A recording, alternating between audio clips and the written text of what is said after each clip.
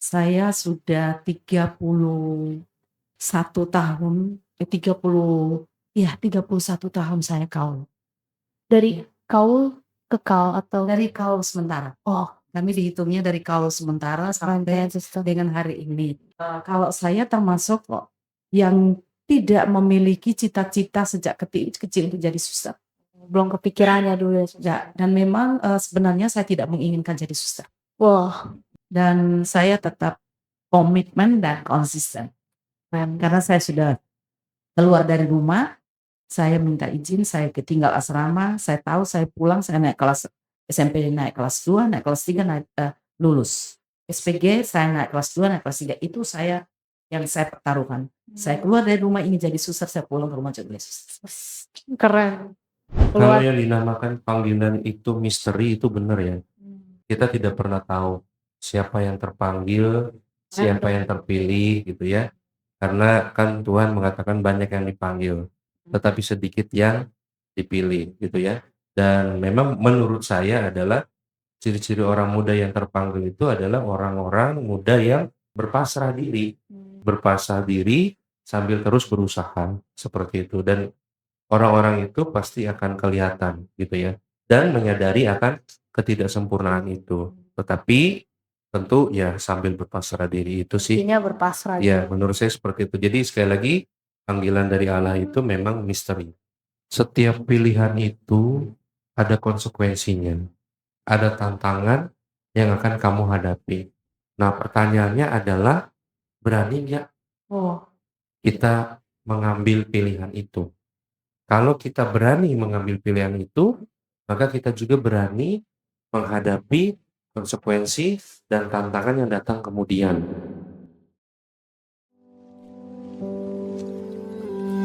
Halo Debritos. Nah, jadi kita sekarang ada di podcast panggilan. Kita akan ngomong tentang panggilan. Karena di sebelah saya ada Romo dan Suster. Oke, jadi sebelum mungkin perkenalkan dulu, aku Angelica Michelle. Dan di sini juga kita kedatangan Romo dan Suster. Boleh diperkenalkan dari Romo dan Suster. Halo, selamat malam. Saya Romo Jeremy, Pastor Vikaris Paroki Maria Bunda Segala Bangsa. Boleh dari Suster? Halo, saya Suster Agusta, PBHK, Guru TK BHK Kota Wisata. Oke, boleh tepuk tangan dong buat narasumber kita. Wah, malam yang spesial yang bisa kedatangan Romo dan Suster. Ini pakainya udah kayak Oreo ya, dari hitam putih. Baper ya? Oke. Nah, jadi kita kalau udah kedatangan Romo dan Suster, nggak afdol kalau nggak nanyain soal panggilan. Nah, mungkin apa ya, kayak aku tuh masih kadang bingung mau Suster, kayak panggilan tuh apa sih? Kadang tuh orang mengartikan panggilan kayak aku dipanggil Tuhan. Tapi tuh aku dipanggil Tuhan kayak, oh berarti udah lewat gitu ya dipanggil Tuhan. Cuman ternyata aku sering mendengar di Katolik itu panggilan, itu kayak ada istilah yang berbeda. Nah mungkin aku mau tanya juga ke Romo dan Suster, panggilan tuh apa sih? Kayak sebagai Romo ya, yang mungkin juga membimbing hidup panggilan itu, apakah hanya kita kalau mengetahui juga menjadi suster atau Romo atau menikah? Jadi apakah dua itu atau ada arti lain nih panggilan? Misalkan panggilan secara khusus. Oke, mungkin boleh dari Romo ya dulu. Iya, kalau dalam gereja Katolik itu ada dua hal yang memang harus kita pahami. Yang pertama adalah bentuk hidup, dan yang kedua adalah panggilan hidup. Yang dimaksud dengan bentuk hidup itu di dalam gereja Katolik itu ada bentuk hidup, dan itu sangat dijunjung tinggi oleh gereja Katolik, dan itu menuntut kesadaran partisipasi aktif sepenuh-penuhnya dari umat beriman, dan juga itu demi hidup dan perkembangan manusia. Nah, ada 3 bentuk hidup di dalam gereja Katolik. Yang pertama adalah klerikus. Klerikus ini mereka yang menerima sakramen tabisan, yakni diakonat, presbiterat, dan juga episkopat atau diakon, imam, dan juga uskup. Mereka merupakan pelayan biasa rohani. Lalu bentuk hidup yang kedua adalah vita consacrata. Mereka adalah orang-orang yang mengucapkan 3 kaul: selibat atau pemurnian, kemiskinan, dan juga ketaatan. contohnya suster Tapi gitu. tadi apa namanya Bu? Kita Vita Consagrata. Oke. Mereka yang mengucapkan trikao. Lalu yang ketiga adalah laikus atau awam. Nah, awam ini menurut dokumen gereja dia yang menjiwai tata dunia dengan nilai hidup Kristiani. Artinya membawa nilai-nilai hidup Kristiani, ajaran-ajaran Kristus di dalam dunia tempat mereka misalnya bekerja, lalu juga aktif di berbagai lingkungan kemasyarakatan misalkan seperti itu, dengan menjiwai atau membawa nilai hidup Kristiani. Nah, awam ini juga ada awam menikah dan ada awam yang selibat. Lalu di dalam gereja Katolik juga kita mengenal adanya dua panggilan, yakni panggilan umum dan panggilan khusus. Panggilan umum ini banyak orang yang memilih panggilan ini, yakni panggilan Yang hidup menikah. menikah. Sedangkan panggilan khusus adalah tidak banyak orang yang mengambil panggilan ini atau memilih jalan hidup ini, yakni ya kayak kami berdua ini ya, jumlahnya sedikit. Bisa dikatakan bahwa dalam 1 tahun itu memang banyak banget yang baptisan baru ya, bayi yang dibaptis itu banyak daripada yang ditabiskan. Coba yang ditabiskan dalam 1 tahun ini paling cuma 4, maksimal 12 gitu ya. Jadi memang tidak banyak yang memilih jalan hidup panggilan khusus ini. Lalu antara bentuk hidup dan panggilan hidup ini, dia keduanya sama-sama memiliki martabat dan kegiatan yang sama. Terus kemudian gereja Katolik juga percaya dan mempertimbangkan kebebasan di dalam memilih bentuk hidup sesuai dengan hati nurani masing-masing. Nah, adanya panggilan hidup ini dan juga adanya bentuk hidup yang berbeda ini dipandang itu saling mendukung, saling melengkapi, dan juga saling melayani. Menurutku begitu sih. Oke.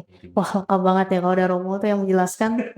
Berarti tadi ada bentuk hidup ya, Suster, dan panggilan yang umum dan khusus.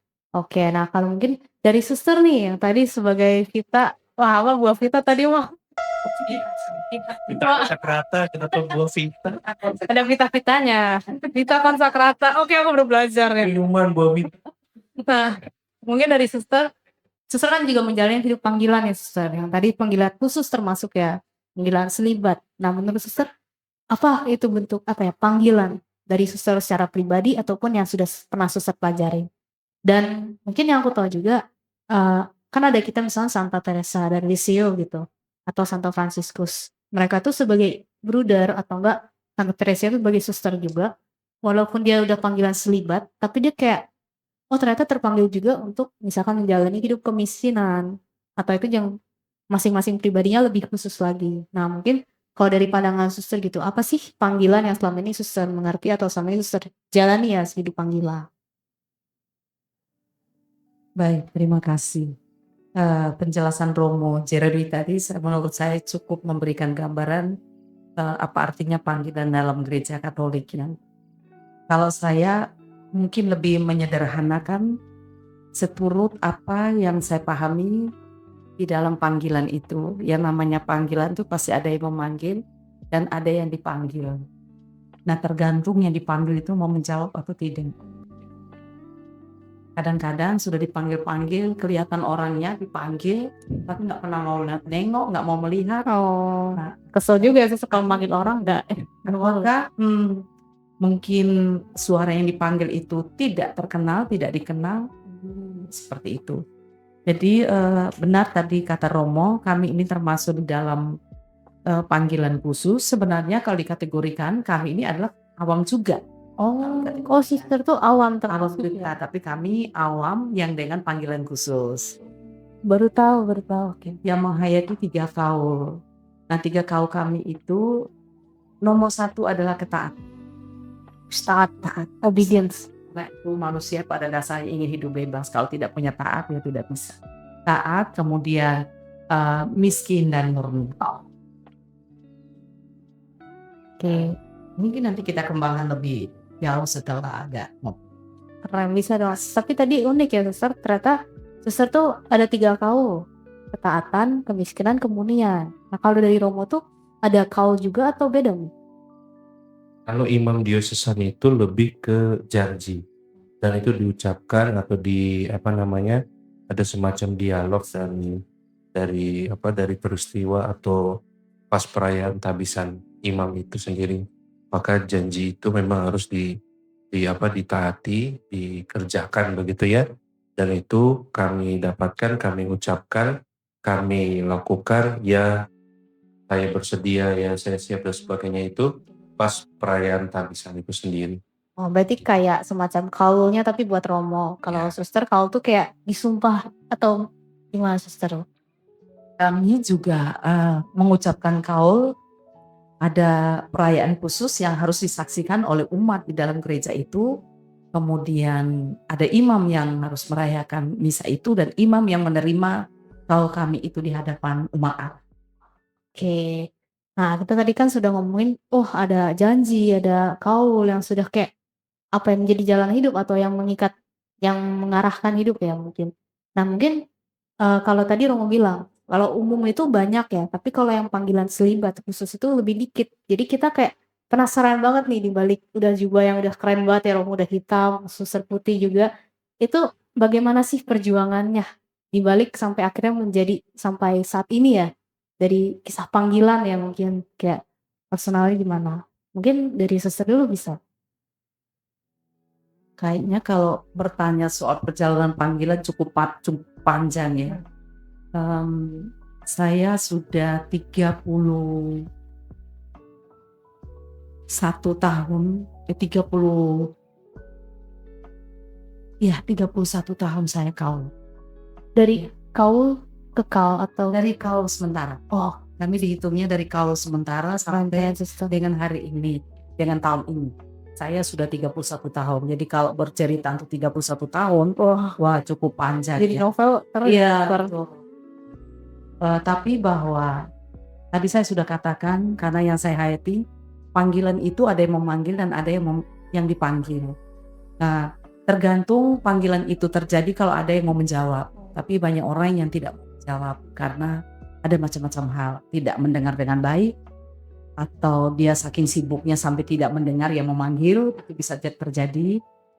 Kalau saya termasuk yang tidak memiliki cita-cita sejak kecil itu jadi suster. Belum kepikirannya dulu ya. Ya, dan memang sebenarnya saya tidak menginginkan jadi suster.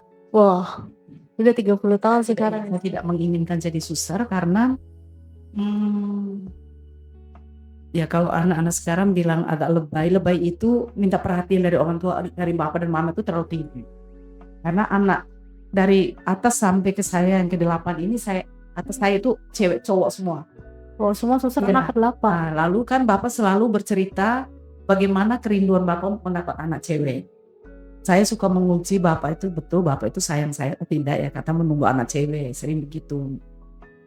Tapi dengan latar belakang seperti ini, saya berpikir tidak mungkin orang tua mengizinkan. Karena anak cewek yang ditunggu-tunggu, lalu kok malah itu tidak mungkin. Dan saya tidak punya bayangan untuk jadi suster. Tapi secara diam-diam saya selalu berdoa, Tuhan, di depan saya ada 2 jalan. Tunjukkan kepada saya yang kiri atau yang kanan. Itu jalan itu sampai hari ini masih jelas di dalam ingatan saya, doa-doa saya. Awal-awal saya bergumul beranak bersama Tuhan. Yang kiri saya harus menikah, yang kanan saya harus masuk biara. Dan biara itu juga saya juga nggak mengerti biara itu apa ya. Jadi seperti itu. Saya minta, bukan minta restu, tapi kalau minta restu itu beda. Apa yang saya mau, Tuhan tolong restui apa yang saya mau. Tetapi saya mohon petunjuk. Mana yang harus saya pilih di antara 2 ini. Sambil itu saya sudah jadi guru muda. Saya guru honorer waktu itu. Mengajar satu sekolah dengan kakak saya. Mereka mengerti bahwa saya orang muda, saya cewek, saya sudah dewasa karena sudah 10 tahun kedua, pasti kan sudah punya teman, dan teman kami berteman sudah 4 tahun. Tapi saya tidak pernah sampai memasukkan orang itu terlalu dalam diri saya, karena saya merasa tidak mungkin orang itu kita masih muda, dia akan terpaku tertuju pada saya, itu kan nggak mungkin. Pasti dia Oke. pergi ke tempat lain, dia punya pertimbangan, oh orang ini yang cocok dengan saya, orang ini cocok dengan saya. Jadi ada Iya, menjaga saya space-nya. tetap dalam hati, dalam doa setiap malam itu mohon petunjuk. Ya suatu ketika ya ditunjukkan. Ada suatu wilayah yang satu daerah Romo pelayanan di pedalaman menceritakan bagaimana di sana melayani sebagai pastor, melayani ekaristi sambil membawa obat-obatan, sambil mengajari bagaimana cara memasak singkong. Nah itu Tuhan menggerakkan saya dengan memasak singkong. Oh, dari masak singkong akhirnya jadi suster gitu. Romo saya mengajarkan bagaimana cara memasak singkong. Saya dalam hati sesederhana itu ya harus diajari, padahal saya sudah bisa masak nasi. Saya seperti itu. Saya langsung siap, kalau hanya untuk masak singkong, saya siap untuk ajari. Masak singkong. Itu awal mula. Awal. Lalu bertanya, di sana ada suster apa saja? Satu-satunya di wilayah itu hanya ada Putri Belati Kudus. Lalu saya memutuskan itu, walaupun orang tua saya yakin tidak mengizinkan. Karena ketika diam-diam saya mengambil keputusan itu, kita minta izin orang tua yang benar-benar tidak mengizinkan. Tahu ya, litani di gereja Katolik kan cukup panjang. Nah, litani bapak saya itu cukup panjang yang tidak mengizinkan. Litani untuk tidak mengizinkan suster. Tidak mengizinkan. Semua itu diungkapkan depan saya hampir 2 jam bapak litani tidak mengizinkan. Di suster balas lagi, litani lagi. Semoga di sini. Oke. Artinya saya percaya bahwa apa yang dikatakan bapak itu dia betul. Karena dia orang lebih tua yang berpengalaman, saya orang muda, jadi apa yang dikatakan bapak itu betul. Saya susah payah mengurusi kamu, sudah ini sekolah sudah selesai, sudah ada gaji, sekarang sudah mau bikin kita. Tidak mau masuk misa. Benar juga ya. Udah biarkan, saya tidak menjawab apa-apa. Tapi akhirnya masuk jadi suster dulu. Akhirnya ada suster, karena kami diam-diam membuat surat lamaran ke daerah itu tanpa sepengetahuan orang tua. Ke suster. Iya. Lalu suatu ketika suster datang menjemput, kaget. Saya lupa juga. Oh, udah lupa panggilan. Nah, maksudnya itu lamarannya kan, kami membuat surat permohonan itu sudah cukup lama ya, sekitar 6 bulan. Nah saya kan sudah aktif di OMK, saya cukup aktif, saya termasuk yang aktif di OMK. Di lingkungan saya aktif, di paroki juga saya cukup aktif di situ. Teladan nih buat para OMK. Betul. Lalu ada itu Romo itu kami sudah membuat lamaran, saya udah lupa, tiba-tiba ada suster datang ingin menjemput yang mengirim lamaran ke saya. Ternyata Tuhan tuh masih ingat ya suster pernah ngirim lamaran itu ya. Nah, saya merasa bersalah sudah membuat surat, tapi kok dengan orang tua, situasi seperti orang tua seperti itu, kenapa saya belum minta izin dulu, kok langsung membuat lamaran. Sekarang sudah dijemput, sedangkan orang tua posisinya masih tidak mengizinkan. Dan itu sudah sekian bulan saya minta izinnya. Udah, saya minta susah bertemu langsung Bapak dan Mama. Susah ketemu. Saya mengharapkan Bapak menjawab seperti litani terhadap saya. Supaya biar suster itu sendiri mendengarkan. Bahwa bukan karena saya tidak mau, tapi orang tua tidak mengizinkan.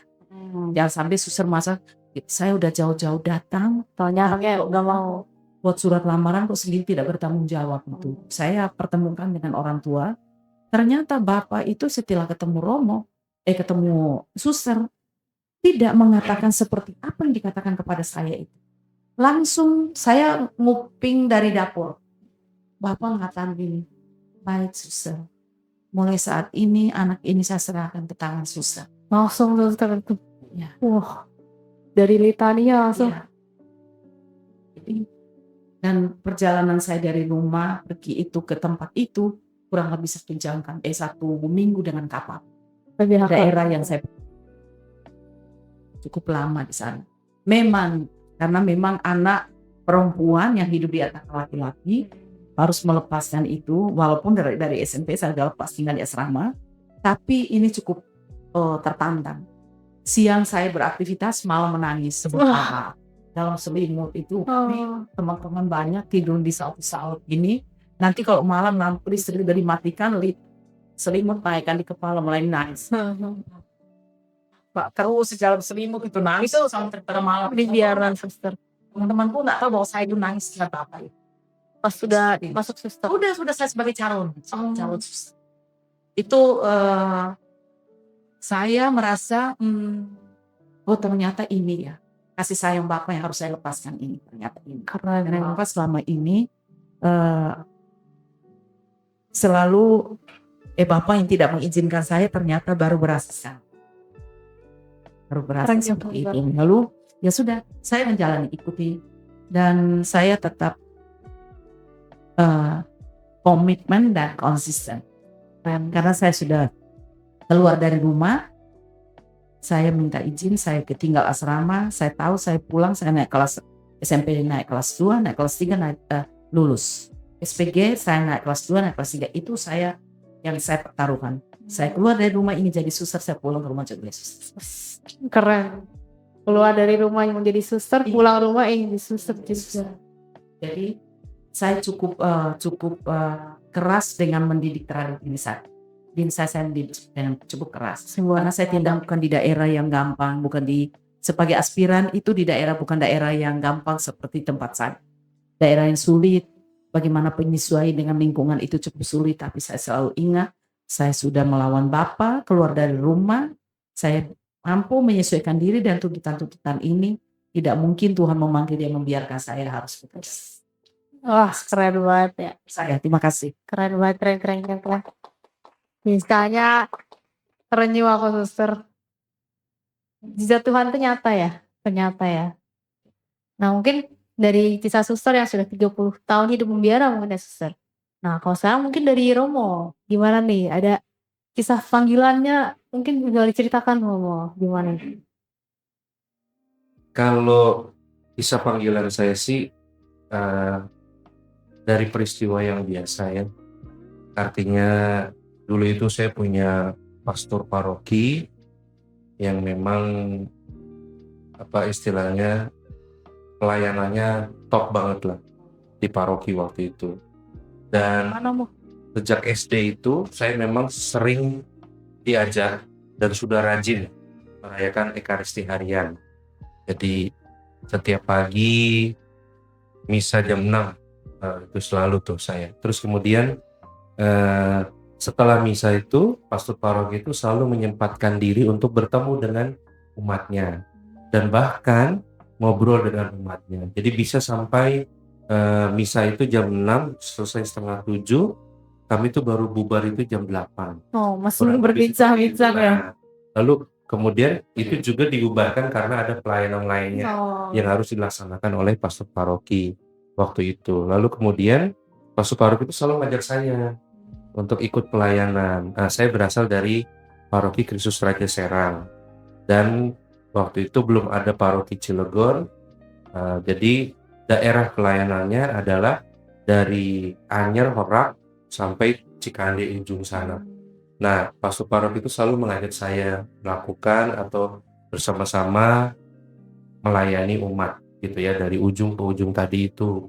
Nah, disitulah kemudian muncullah panggilan itu, dan memang panggilan itu muncul dari SD seperti itu. Nah, setelah lulus SMP atau mau lulus SMP waktu itu ya, saya memutuskan untuk ya udah melanjutkan atau menanggapi panggilan itu. Menjawab itu tadi ya. Jawab panggilan. Kalau suster ada yang mengambil, ada yang menjawab. Ya. Nah, terus kemudian saya masuk ke Seminari Menengah Stella Maris Bogor. Di situ waktu izin memang bapak saya tidak menjawab ya atau tidak. Jadi bapak saya waktu itu diam saja. Dia tanpa jawaban apapun. Lalu saya bingung. Yang litani tadi Ini jawab apa gitu ya. Nah, terus kemudian ada mama saya. Mama saya ini juru bicara yang unggul seperti itu. Mama bilang memang ya bapak belum bisa menjawab itu. Tapi saya dihadapkan pada deadline, harus mengumpulkan berkas, harus melaksanakan tes, wawancara dan sebagainya itu. Akhirnya itu saya laksanakan. Jalan aja. Lalu saya diterima di Seminari Menengah Stella Maris. Nah, lalu saya masuk dengan hanya tidak membawa satu persyaratan. Apa tuh, Bu? surat persetujuan dari orang tua. Boleh motokin Karena bapak saya belum menjawab iya atau tidak, setuju atau tidak, seperti itu. Jadi 1 bulan saya sudah di Seminari Menengah Stella Maris, bapak saya baru mengirimkan surat persetujuan dari orang tua, seperti itu. Jadi memang sudah sah. Lalu sering berjalannya waktu, saya tanya ke mama saya, kenapa kok bapak lama sekali memberikan surat persetujuan dari orang tua ini, gitu kan? Lalu mama saya mengatakan bahwa ya bapak itu mau kamu harus tanggung jawab, konsekuensi, konsisten, dan juga setia. Seperti itu. Nah, dari situ kemudian ya saya pegang itu terus sampai sekarang dan selama-lamanya. Amin. Amin. Dan kemudian turning point saya adalah ketika tahun 2012 bapak saya meninggal. Bapak saya meninggal itu di kampung, di namanya Manufui, Kevamenanu. Jadi dari Kupang itu 7 jam ke Manufui, ke kampung bapak saya, dengan syarat jembatan tidak rubuh. Jadi kalau jembatan rubuh bisa 12-13 jam sampai kampung saya. Nah, waktu itu memang bapak meninggal dan saat itu pastor hanya bisa merayakan Ekaristi atau misa requiem. Karena setelah itu dia ada rapat dewan.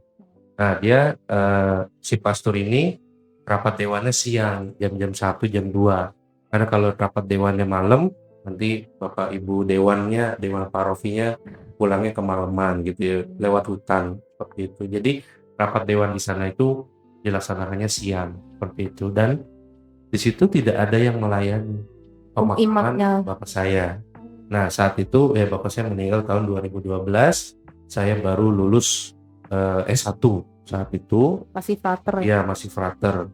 Dan sedikit kembali ke belakang adalah ketika tahun ketiga bapak saya stroke, beliau minta pulang ke kampung.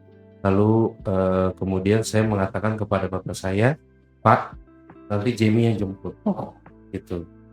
Lalu kemudian 1 tahun, ya saya bilang Jamie mau menyelesaikan skripsi dulu. Kemudian tahun depannya udah 1 tahun kan, lah kok saya malah daftar wisuda. Tapi Romo belum pulang dulu itu. Belum. Jadi lah kok saya malah daftar wisuda, dan saat itu saya masih ingat bahwa saya ditunjuk oleh seminari tinggi untuk ikut serta dalam UFO, Unio Frater Projo dulu.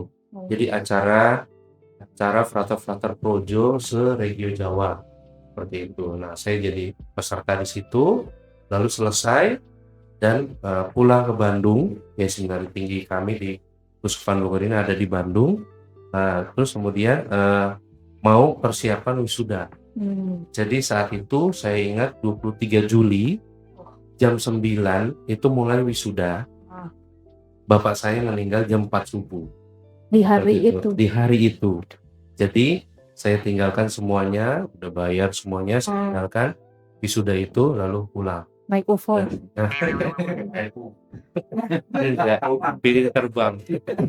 Cepet. Nah, ya di situ dan sampai itu pas pemakaman tidak ada yang melayani.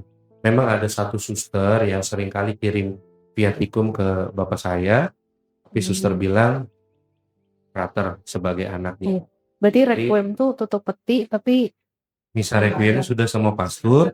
Pemakaman di makam itu tidak ada yang mimpin. Kira saya disitulah turning point bahwa ya saya harus menjadi imam. Selanjutnya aja ya. Sampai sekarang, puji Tuhan baru 9 tahun. Baru 9 tahun. Saya menjadi imam, begitu. Oke. Boleh minum nggak ini? Boleh.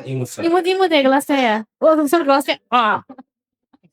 Kalau mau minum boleh, suster. Oke. Nah, tadi kan dari Romo dan suster, yang aku menarik sih, keluar mau jadi Romo atau suster, pulang jadi Romo atau suster. Jadi kayak tanggung jawab ya, itu yang paling sudah janji ya, mungkin ke orang tua juga. Nah, untuk kaum muda nih, pastikan yang mesti kaum muda yang akan terpanggil ya, rata-rata. Itu ada nggak sih Romo atau suster ciri-cirinya? Menurut Romo atau suster? Kayak ciri-cirinya orang yang terpanggil gitu, atau itu semacam random aja gitu, Tuhan memanggil siapa, Atau kayak apakah ada kelihatan nih kayaknya nih anak-anak nih bisa jadi romo nih atau suster nih. Selama perjalanan hidup romo dan suster kira-kira gimana tuh? Ini dari romo boleh? Kalau yang dinamakan panggilan itu misteri itu benar ya. Artinya eh, kita tidak pernah tahu siapa yang terpanggil, siapa yang terpilih gitu ya. Karena kan Tuhan mengatakan banyak yang dipanggil, tetapi sedikit yang dipilih gitu ya. Kadang-kadang ada orang yang kelihatan taat, kelihatan sopan, kelihatan apa namanya, oh ini pantas atau nantinya akan menjadi imam. Ternyata nggak juga. Kadang orang yang seperti saya, yang cengenges seperti ini, jadi imam. Seperti itu. Baru 9 tahun ya. Iya. Waduh. Jadi panggilan itu misteri. Artinya Oke. kita tidak tahu apa yang ada di dalam pikiran Tuhan. Kita tidak tahu apa yang jadi kehendak Tuhan seperti itu. Dan memang menurut saya adalah ciri-ciri orang muda yang terpanggil itu adalah orang-orang muda yang ya berpasrah diri. Begitu berpasrah diri sambil terus berusaha seperti itu. Dan orang-orang itu pasti akan kelihatan gitu ya. Dan menyadari akan ketidaksempurnaan itu. Tetapi tentu ya sambil berpasrah diri itu sih. Intinya berpasrah. Ya, menurut saya seperti itu. Jadi sekali lagi panggilan dari Allah itu memang misteri. Seperti itu. Tadi menarik yang kata suster, ada yang memanggil, ada yang menjawab, tapi Romo bilang ada yang dipilih juga, berarti ya ada prosesnya. Nah kalau dari suster melihat kayak mungkin para suster muda gitu, kayak enggak anak OMK mungkin. Nah ada nggak kayak dari Romo ya, gimana sih yang berpasrah itu? Kalau saya ditanyakan tentang seperti ditolak pertanyaan ke Romo tadi, ciri-ciri orang yang terpanggil, saya setuju bahwa panggilan itu misteri. Dan dia tidak seperti orang mau jadi polisi, mau jadi tentara, bisa disuruh oleh orang lain, bisa dimintai orang, kamu harus jadi dokter ya, kamu harus jadi polisi. Tapi untuk panggilan tidak demikian. Kalau bukan dari orangnya sendiri mau mendengarkan kata Tuhan, itu tidak mungkin. Kalau disuruh mama misalkan Itu tidak mungkin. Itu tidak mungkin. Jadi apapun tantangan yang datang dari luar, kalau orangnya sendiri mau, kemungkinan besar berhasil jadi imam, jadi suster itu ada. Tapi kalau orangnya tidak mau, seluruh keluarga mendukung, suruh sampai antar satu kelurahan untuk jadi suster, padahal dia sendiri nggak mau, itu kemungkinan besar untuk gagal ya. Jadi memang harus dari dalam hati. Kalau berarti itulah dari saya sendiri, saya mengibaratkan panggilan itu seperti mama itu Tuhan ya, memasak, membuat tempe goreng. Anak-anak mari silakan makan tempe ini. Ada anak kan yang tidak mau. Tapi ada anak yang tidak biasa, mencoba dulu. Setelah mencoba, oh ternyata tempe itu enak. Tapi ada anak yang, waduh, saya mencoba kok kayak tidak enak. Tapi ada yang tidak mau sama sekali. Nah itu panggilan Tuhan misterinya ada di situ. Ibaratnya dia siapa yang mau menjawab? Keren. Ya, no. Kalau mau menjawab, mau mencoba, dan ciri-cirinya nanti di mana? Mengetahui dia sendiri yang mengetahui ketika berada di mencoba, lalu mendatangi biara atau ke seminari, melihat kok keinginan kekuatan untuk maju itu besar. Ini sebenarnya cirinya sendiri yang merasakan, bukan orang lain. Walaupun menunjukkan sikap suci, sikap santun, ya pokoknya kadang-kadang dia sudah pantas jadi romo, belum tentu. Sudah pantas jadi suster, belum tentu. Tergantung dalam yang tahunya kan dia sendiri. Itu jadi ciri-cirinya sendiri yang harus tahu ketika bertamu ke biara, bertamu ke pastoran, bertamu ke seminari, kok makin kuat ya ketika melihat cara makannya sederhana banget, Pak. Makan tempe, pingin sederhana. Itu Tuhan menggerakkan orang dengan cara-cara yang sangat sederhana.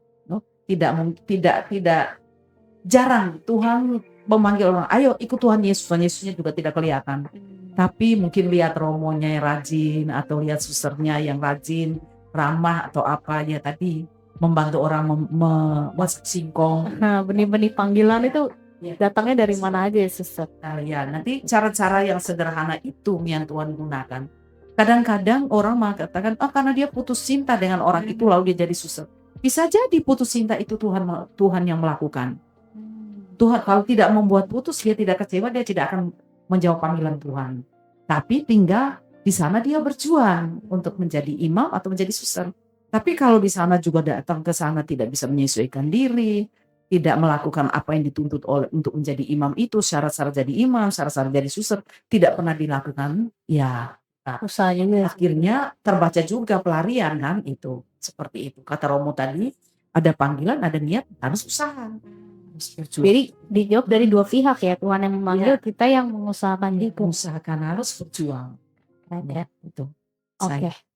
Nah, mungkin ini ada pertanyaan unik sih ya, Romo Suster. Kan ketika tadi kita sudah mulai masuk nih dalam biara, dalam seminari, kadang tuh ada orang mengira ya, misalkan melihat suster atau Romo, oh emang hidupnya sangat suci nih. Terus kalau misalnya ada satu suster kayak, oh suster ini kayak tertarik sama siapa, misalnya cowok siapa, atau enggak Romo ini atau Frater ini suka dengan siapa. Nah, mungkin kita para OMK atau dari aku sendiri mungkin ya kadang masih dari orang luar kayak bias, oh mungkin kalau udah jadi Romo, jadi suster tuh gak bisa suka sama orang lain. Kayak kalau kita kan OMK misalkan, ah kayak naksir sih sama ini gini-gini, deketin yang lain gitu kan. Cuman bagaimana sih apakah di dalam biara, dalam seminari itu masih ada kayak perasaan suka, ya bukan sama jenis itu beda cerita ya. Cuman kayak misalkan ketemu ya frater, ketemu awam, atau suster ketemu frater misalkan. Apakah itu hal yang normal untuk seorang frater atau suster muda untuk menyukai atau perasaan suka atau enggak bagaimana itu hal apa ya? Kadang kayak merasa dia tuh harusnya suci, nggak bisa suka, kalau suka tuh kayak rasanya berdosa gitu. Nah, mungkin dari suster gimana pengalaman selama di biara gitu suster? Baik, terima kasih. Boleh dibilang dengan satu kalimat, dua kata, jatuh cinta. Atau saya dicintai oleh seseorang. Nah, kalau kita jadi suster atau jadi imam, jadi suster, sudah tidak punya rasa cinta, sebaiknya segera keluar. Oh, justru kalau tak ada cinta adalah keluar Kalau sudah malah. tidak memiliki rasa itu, sebaiknya jangan bertahan di biara. Atau jadi imam, jadi nanti menjadi imam yang jadi suster yang tidak punya rasa, artinya tidak punya belas kasihan, tidak punya rasa iba, tidak punya rasa solid terhadap orang lain, karena dia sendiri tidak merasa cinta.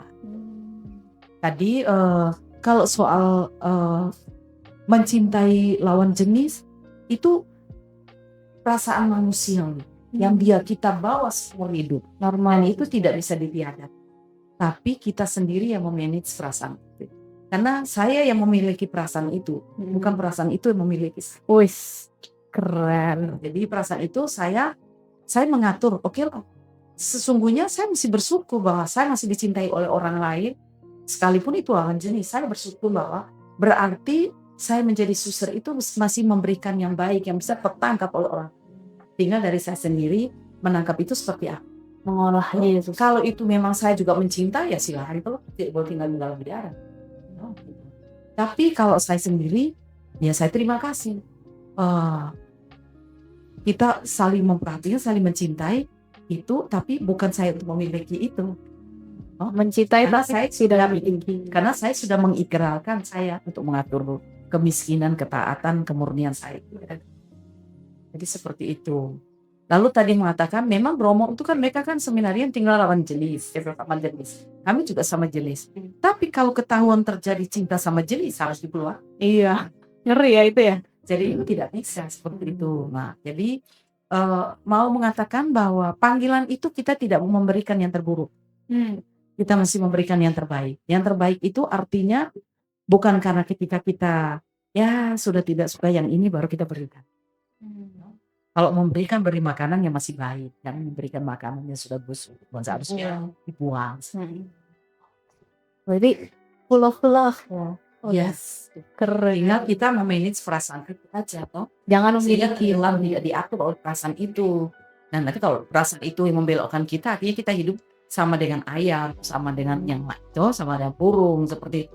Karena tahu bahwa saya sudah mengikrarkan kaul, tapi masih mengikuti perasaan seperti itu. sama kayak ini ya, misalkan udah menikah ya stay untuk satu pasangan ini. Iya, itu juga mengandung konsekuensi dan konsisten resiko seperti itu. Kalau dari Romo gimana nih, mau kalau di seminari atau Romo tuh backgroundnya dulu sempat menjadi rektor ya mau di seminari ya, menghadapi para frater muda atau enggak teman-teman Romo ya seangkatan itu, kalau manage perasaan crush atau suka tadi yang peluk-peluk gitu kata suster, bagaimana? Sebagai apa nih? Mungkin kalau tadi kan suster cerita tentang oh kita Sebagai ternyata saya dibiarkan. pribadi atau ketika saya menjadi rektor? Terserah, kamu kira-kira pengalaman paling unik di mana nih mau? Atau kayak apa yang bisa kita petik lah? Oh, dari suster Kalau pribadi. sebagai Langsung. Kalau sebagai pribadi sih saya setuju dengan penjelasan dari suster. Kalau saya menegasi perasaan suka, nanti mantan-mantan saya pada mangkak. Oh, aduh. Kan gak enak gitu kan. Berapa nih? Nah, Sudah menjawab ya. waduh. Iya. Ya tadi suster sudah menjawab. Dan perasaan suka itu kan memang normal ya, manusiawi. Tetapi bagaimana kita memanagenya, dan jangan sampai cinta universal yang seharusnya kita bagikan, malah kita memiliki hasrat untuk memiliki. Itu yang memang tidak boleh. Jadi memang harus ada batasnya, dan kitalah yang mengaturnya seperti itu. Terbatas. Itu ya, itu sebagai pribadi. Jadi memang ada perasaan suka, itu normal manusiawi, tetapi jangan sampai ada hasrat untuk memiliki. Seperti begini ya, bunga mawar itu indah kalau dia tetap berada di taman. Tetapi kalau kita cabut, Mati ya. keindahannya akan berkurang. Karena kita punya hasrat untuk memiliki. Jadi, biarkan saja bunga itu indah di taman. Seperti itu. Contohnya begitu. Ya. Keren. Lalu sebagai rektor seminari dulu, memang bukan agak ya, tapi ya kewalahan juga ya. Kewalahan. Itu mengolah, mengatur, dan juga membimbing, mendampingi anak-anak seminari yang memang mengalami masa pubertas Iya. seperti itu. Dan ya memang kalau pelanggaran-pelanggaran itu kan sebenarnya manusiawi, normal seperti itu ya, dilakukan oleh anak-anak seusia mereka. Hanya saja perbedaannya adalah mereka itu calon imam. Mereka itu harus berbeda dari anak-anak di luar sana yang pada umumnya itu, sehingga mereka pun harus bisa mengolahnya seperti apa istilahnya di dalam dirinya itu. Dan perasaan suka jelas sekali itu ya, Anak-anak pubertas yang anak-anak pubertas itu ya SMA. ya anak-anak yang apa ingin berpacaran, awalnya ingin tahu, lama-lama menikmati. Waduh. Tetapi ketika final judgment-nya, ya mereka harus memutuskan mereka mau lanjut Apa? atau tidak. Kalau mereka mau tetap berpacaran, silakan keluar gitu. Kalau mereka mau lanjut, silakan diputuskan. Berarti Seperti itu. tergantung emang dari diri sendirinya ya, Ya. memilih kemana. Karena kan tidak bisa dielakkan juga, perasaan suka tuh pasti ada. Cuman ya bagaimana mengolahnya. Ya, dan yang tambahan dari saya adalah untuk itu adalah kita mohon bimbingan Tuhan ya di dalam doa-doa itu, karena kan di seminari maupun di biara kan jam doa itu kan sangat banyak ya seperti itu, dan kita bisa bertahan ya oleh karena doa-doa itu yang kita mohonkan selalu kepada Tuhan. Tuhan, mohon penyertaan-Mu dalam pilihan kami ini. Seperti itu. Tetap berserah gitu ya. Iya. Oke. Nah, mungkin kalau kita masuk ya dalam kehidupan biara, kehidupan seminari, itu pasti kan hidup dengan orang lain berdampingan. Ya, kan namanya hidup komunitas. Nah, kalau mungkin dari orang luar melihatnya, oh semua suster itu kelihatannya kayak oh damai-damai aja gitu, susternya ramah, susternya pasti dalam biara kayak oh ya damai, adem ayem. Mungkin dari para romo juga romonya suka apa ya ramah gitu kan. Nah, mungkin kita yang awam kurang tahu tuh ada miskonsepsi nih antara kita memandang kehidupan kelibat itu yang orangnya mah udah suci-suci lah doa terus gitu kan. Ya kalau konflik, ya kalau di dunia luar kan kita ada saling sikut, ya kalau misalnya perusahaan bisa saling serang santet kayak gitu kan. Nah mungkin kalau di dalam itu ngeri ya. Jangan terus. Ngeri aja terlalu. Nyatanya ada ya gituan di company. Cuman mungkin ya bukan sampai samut sih. Itu ngeri. Tapi mau kutanya gini, ada nggak sih suster atau romo mendengar miskonsepsi tentang kehidupan membiara atau kehidupan para romo Terutama yang menganggap itu tuh kayak, apakah selamanya di kehidupan biara tuh adem ayem aja terus, selamanya suci gitu. Gimana realitasnya? Mungkin ada banyak OMK yang kalau misalnya dia pengen, itu dia meromantisasi kayak sebuah pelarian mungkin ya tadi kata Suster bilang, "Ah, aku putus, aku ke biara aja," gitu. Ya pelarian. Jadi kayak meromantisasi, kayaknya lebih enak nih hidup di biara atau menjadi seminaris gitu kan. Nah, kenyataannya tuh seperti apa tuh Romo dan Suster? Mungkin dari Suster dulu boleh? Baik, terima kasih. Persis itu gambaran saya dulu ketika belum jadi suster. Saya berpikir di biara itu hanya doa, tidur, makan. Jadi ternyata setelah tahu sangat bertolak belakang. Oh, doa sih ada, makan ada, tidur ya ada. Tapi bahwa tidak semata pekerjaan itu. Kalau dilihat orang seperti contoh orang hidup berkeluarga, itu orang yang saling memilih ya. Saling memilih karena saling mencintai. Mereka hidup satu keluarga. Bisa terjadi konflik dalam keluarga itu, beda pendapat, salah paham, bertengkar, berkelahi, bahkan berujung perceraian. Nah, sedangkan kami orang-orang di biara ini atau yang hidup di pastoran ini datang dari berbagai macam suku dengan latar belakang yang berbeda, karakter orangnya juga berbeda, yang dikumpulkan menjadi satu.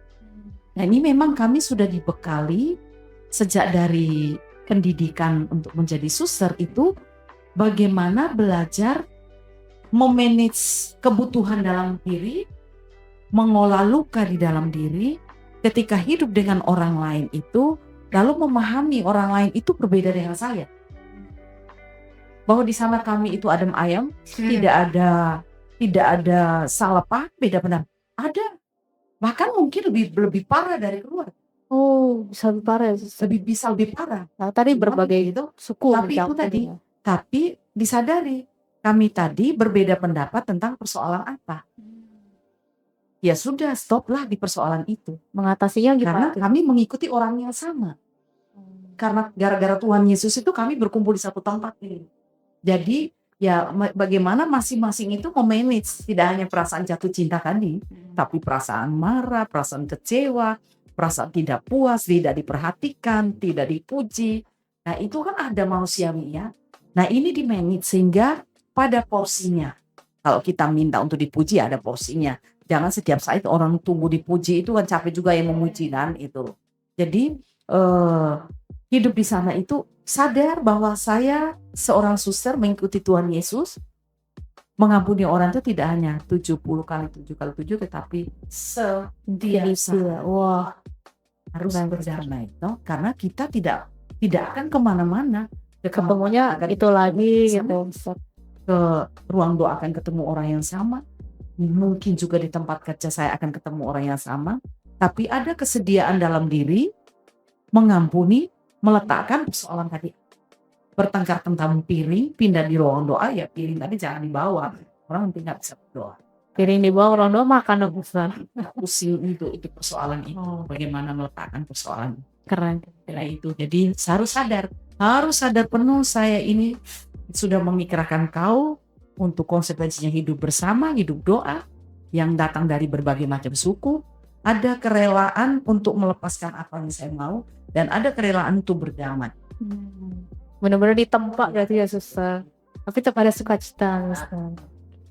Nah, mungkin dari Romo nih, yang kehidupan para Romo, nanti juga dengan Romo-Romo di Keuskupan, dengan para umat, itu mungkin dibalik behind the jubah ya, Romo. Itu kira-kira gimana tadi, kayak ada romantisasi panggilan itu? Iya, kalau dari pertanyaan Angel ini memang ada dua hal yang mau saya jawab. Adalah yang pertama itu mengenai kehidupan komunitas ya.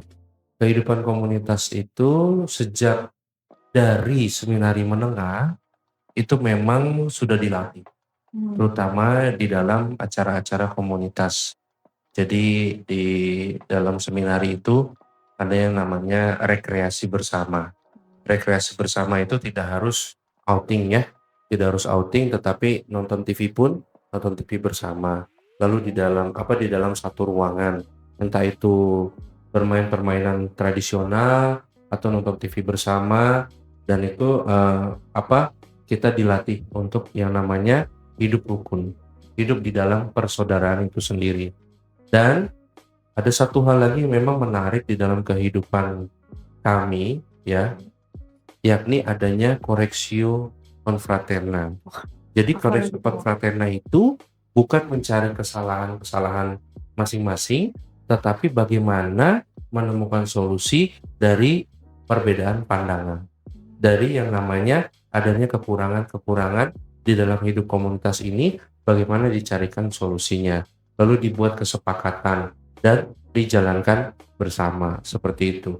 Itu seringkali terjadi memang, dan kita pada akhirnya ya Correctio Confraterna itu. Jadi sekali lagi bukan mencari kesalahan, tetapi bagaimana mencari solusi terhadap perbedaan pandangan, terhadap yang namanya ini ada yang nggak jalan nih, bagaimana nih caranya? Cari Seperti itu, solusinya. cari solusinya.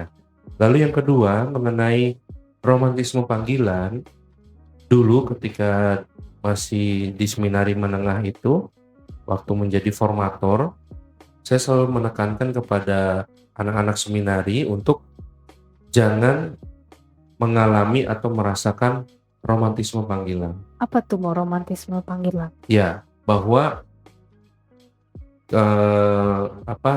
romantisme panggilan tuh seolah-olah Andai-andai gitu. hidup di dalam komunitas itu indah, lalu doa tercukupi, lalu kemudian ada bacaan rohani, kita baca kitab suci terus, lalu kemudian kehidupan yang indah-indah tentang menjadi Kayak imam, punya menjadi suster, idealismenya gitu. idealismenya seperti itu. Nah, tetapi ketika masuk ke seminari atau masuk ke dalam biara, menemukan realitas yang tidak seindah bayangannya, mereka akan cenderung cepat krisisnya. Sehingga, ternyata begini toh hidup di seminari, hidup di biara. Nah, karena sudah khayalannya itu sudah tinggi duluan. Udah Seperti itu. berekspektasi gitu ya. Iya, berekspektasi tinggi ketika masuk. Realitanya beda. Makanya tadi saya bilang, kalau memang mau memilih panggilan khusus ini, ya sejak awal ya udah harus self surrender, harus menyerahkan diri kepada Tuhan, pasrah, atau bahasa Inggrisnya nothing tulus itu bisa Bahasa jadi Italinya apa mau? Banyak kosakata baru dari muncul ini. gitu ya. Jadi menurut saya menyerahkan diri kepada Tuhan, inilah aku, utuslah aku, inilah aku Tuhan, dengan segala kekuranganku ya aku menyerahkan diri. Jadi ketika kita sudah mengalami romantisme panggilan, kadang-kadang saya menyadarkan ini loh, Realitanya hidup di seminari. begini. Iya, kamu bisa bandel pertama kali, diskors pertama kali ketika kamu di seminari, itu bisa jadi. Bahkan pacaran pertama kali itu bisa di seminari. Seminari malah. Nah iya, itu Sama seperti cewek apa cowok mau? iya, lawan jenis lah. Sendiri ya. Jadi itu sudah sepaket kita alami semua di seminari menengah. Dan kalau kita udah berekspektasi tinggi, wah, yaitu kita Malah yang kayak gitu-gitu. kadang selalu saya nyaratkan, kalau saya ini loh realitanya, ya. Yang penting menyerahkan diri. Nah mungkin ya balik lagi tadi seri panggilan ya Romo Suster itu kita nggak tahu nih kayak siapa sih yang bakal dipanggil. Kadang dari hal-hal benih-benih panggilan tuh muncul hal-hal yang random banget tadi Suster dari singkong ya Suster. Nah tadi aku keep muncul tuh kata-kata berserah.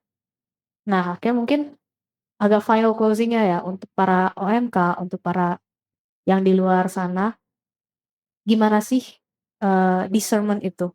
Gimana kita berserah? Pengalaman-pengalaman dari segala yang sudah Romo dan Suster alamin, itu mungkin ada pesan nggak untuk para yang sedang mencari panggilan hidupku atau apa sih? Apa sih maksudnya berserah? Bagaimana caranya? Mungkin langkah konkretnya kayak apa yang harus dilakukan nih? Aku harus cerita ke siapa? Aku harus ngapain gitu?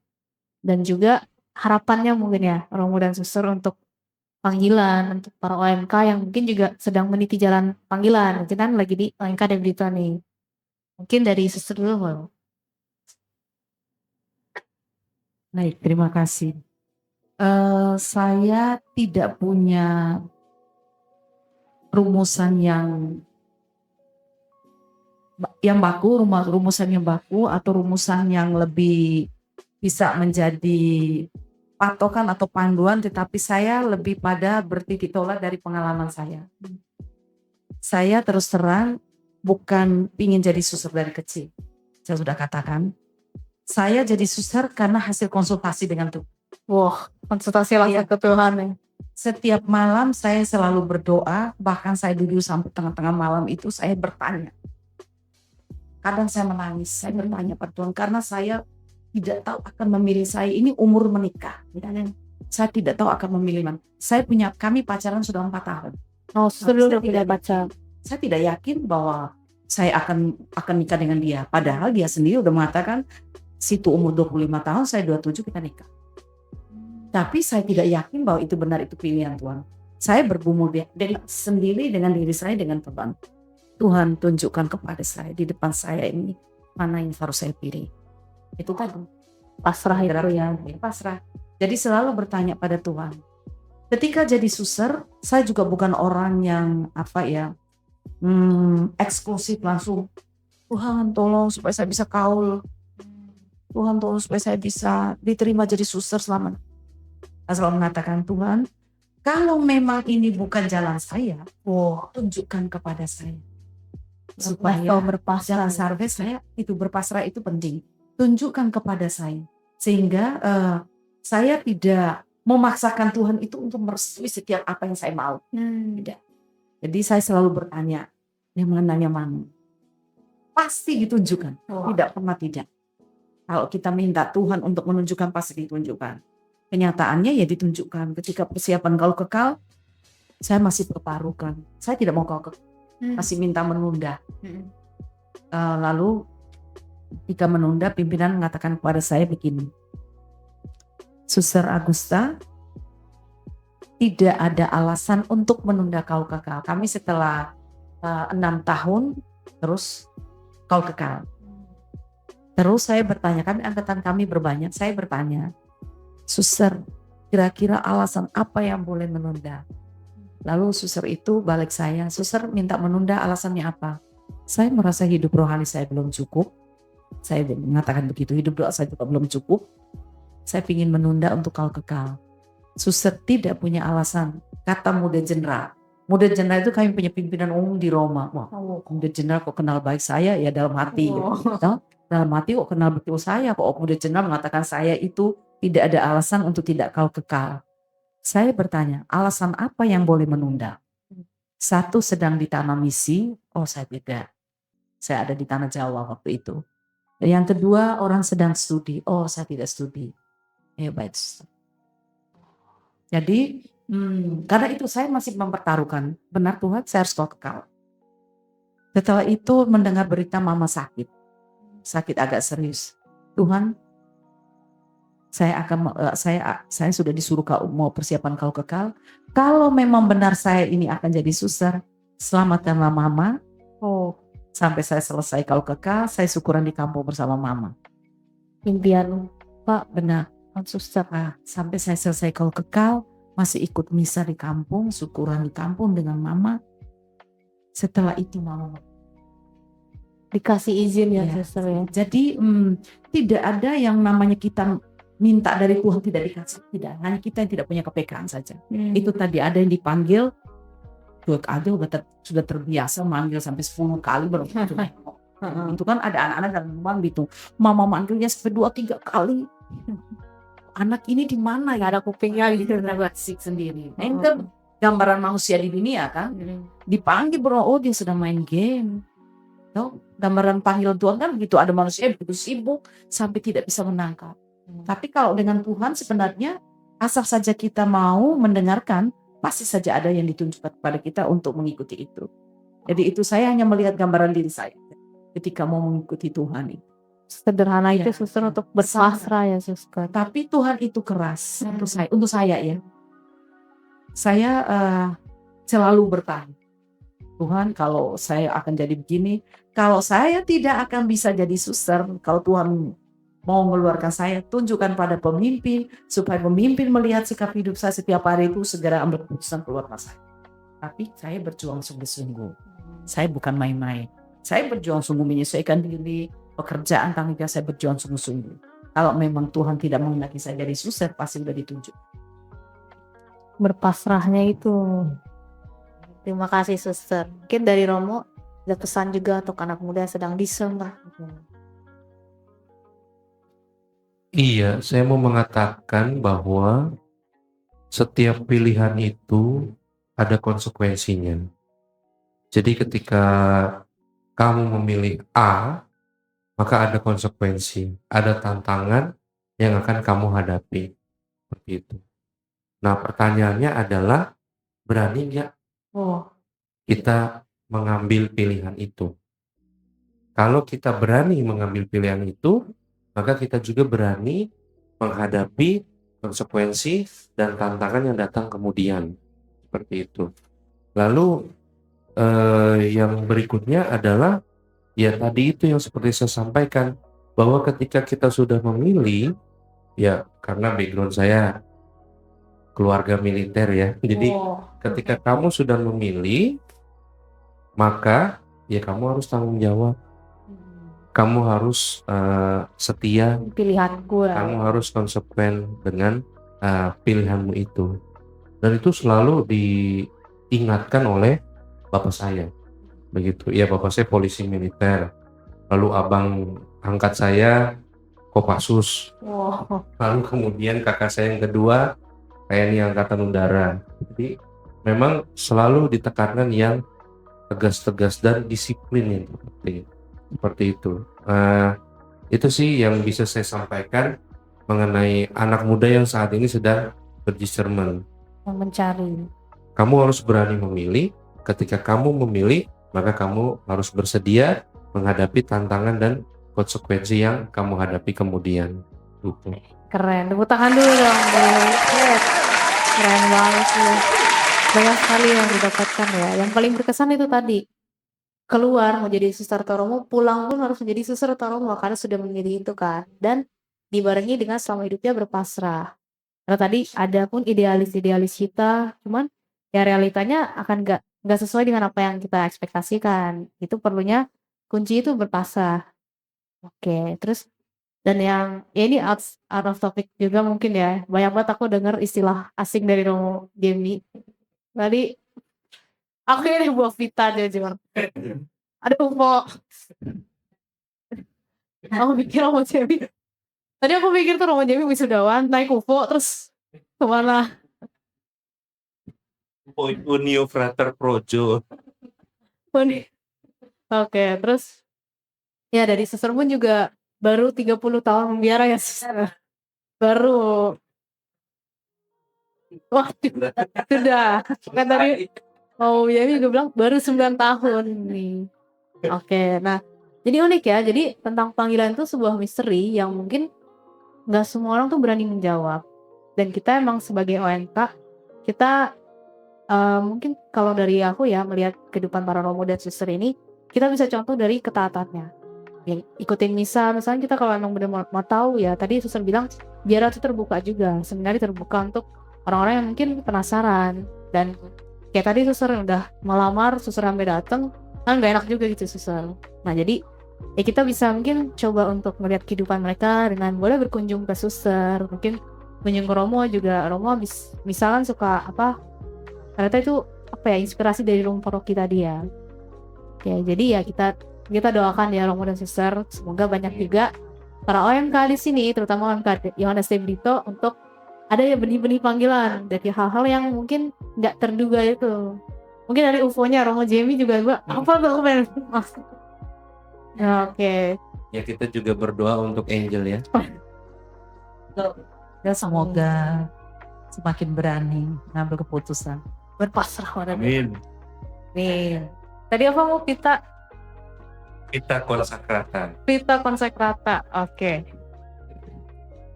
Kita mulu aku inget ya. Oke, buat kalian yang mungkin punya pertanyaan, boleh banget nih ditanyakan ke OMK. Nanti kita juga akan open question juga, mau tentang panggilan, tentang liturgi, tentang segala hal yang ingin kalian tanyakan boleh. Nanti kita juga akan undang mungkin dari Romo, dari suster, ataupun dari OMK dan pihak-pihak lain. Oke, kalau gitu Terima kasih guys. Dadah. Stay tuned.